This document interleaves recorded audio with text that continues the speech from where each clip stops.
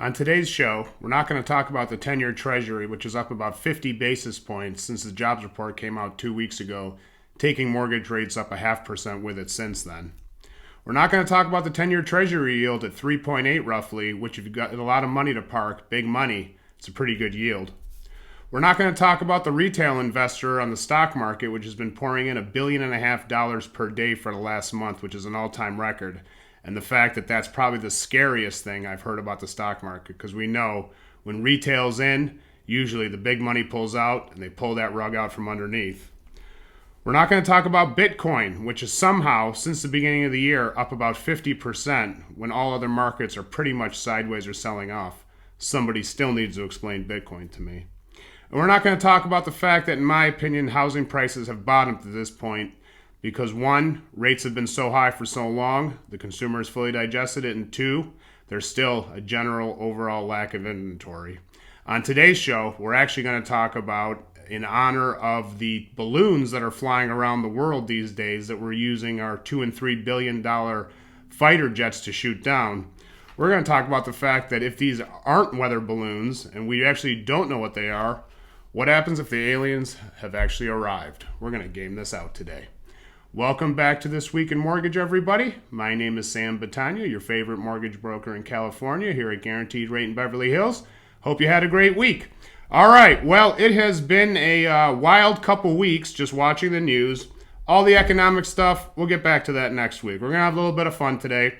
We're going to game it out if these balloons that we're shooting down out of the sky every 5 hours, it seems like, what if these are aliens? And what would they think of us? So, here's my best stab at gaming out if these are actually aliens and if they're coming to visit us. We're going to have a little fun today. All right, well, what would they think about our value system? Well, we have something called rare earth minerals here on Earth that are only rare to this planet. Once you step outside of this planet, they might not be that rare. So they might not be here valuing some of the things that we value. But I can tell you this, gold is something that throughout history is pretty much found on Earth. I don't think there's any planets made out of gold, any explorable ones for that matter. But this could be the case of he who holds the gold rules. And I think that they might think our gold is actually a very valuable asset to them. We will see. Artificial intelligence. I wonder how they would feel about artificial intelligence and how fast it's moving. And if they would actually engage AI, the chat robot that everyone's into these days, before they engage the leader of the free world. Much like General Zod did in the movie Superman, would they ask for our leader, or would they just go to the supercomputer that actually knows everything, more than anybody's leader for that matter? So we will see if they land. I wonder if they would understand the theory of money. Sometimes I don't understand the theory of money, but I do know this. As human beings, we do trade pretty much all of our time for money. I know personally I sit here for about 50 to 60 hours a week selling mortgages, and those are only 50 or 60 hours in that week, so I'm basically trading my time for money. And I guess it better be worth it, and I don't think they would understand how we would trade our time for money, given that it's all we got. I don't really think they would understand the theory of the stock market either, where we take our time, convert it into money, and then take that money, which is obviously more valuable than our time if we converted our time into it, and we then put it in the hands and started betting on companies that we had no daily intuition on and really no understanding for.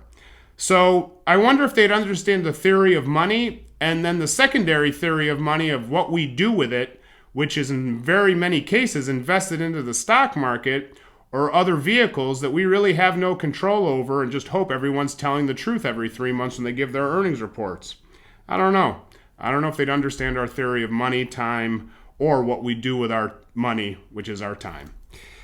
I also don't know if they would be emotional. And as we know, humans are emotional creatures by nature. And as we know, most humans are fully engulfed in their emotions all day and can't just be objective in many cases, unfortunately. I wonder if they think that having no emotion would put you on a higher plane of intellectual thinking where you could just look at things objectively. I don't know. Nobody knows. But I do know that there is something going on that is new to us. And next week I'll get back to the economics. But it would be very interesting if we were actually visited by folks from another planet. And I would love to hear what they thought about us, actually. Get your tinfoil hats out, folks. Could be happening soon. Okay, everybody, that is my show for this week. I hope you enjoyed it. As always, if you have any mortgage-related questions, please don't hesitate to reach out to me. Once again, it's a weekend, kind of a pseudo-long weekend here, President's Day. Some people are on, some people are off. Enjoy yourselves, be safe, take care of each other. As always, be a decent person, be good to your neighbor. All the things we were taught when we were little. Okay, everybody, again, that's the show for the week. Thanks for watching. Have a great weekend.